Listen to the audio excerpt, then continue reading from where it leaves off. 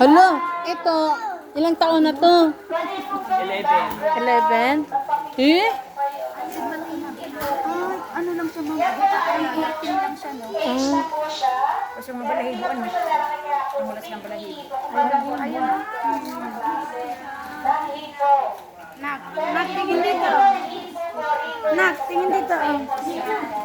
Ay, hindi kita. Dito ka halagat yan. Hindi ko alam. Dito ka mahalang. Alam niyo po ba, Ayan na. Oh.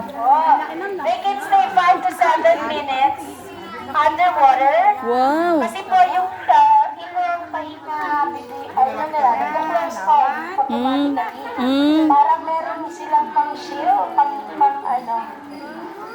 pang shield na kanilang mga mata. Ay, nag-aantay ng pagkain. Oo. Hindi to. Yung bata na yan. Ay, yung Pag alam niyo po, pinagit po din yan sa Bible, Ang tawag sa kanya sa Bible bata ay kinakain yan Behemoth. makulit. Makulit ka ba, It's be? a book of Job.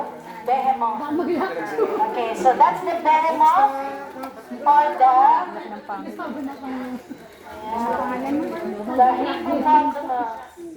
So, kahit po ganyan siya, malakas siya, ang kinakain niya po ay fruits and veggies, herbivores po siya. Yan po yung good example na kapag kumain ka ng gulay, magiging malakas ka. Lalaki yan, ma? Babae po ma'am, kasi suso pangalan, wala ka naman lalaki ma'am. Ay, kala ko pag lalaki suso. Susi daw kasi. Pag lalaki suso.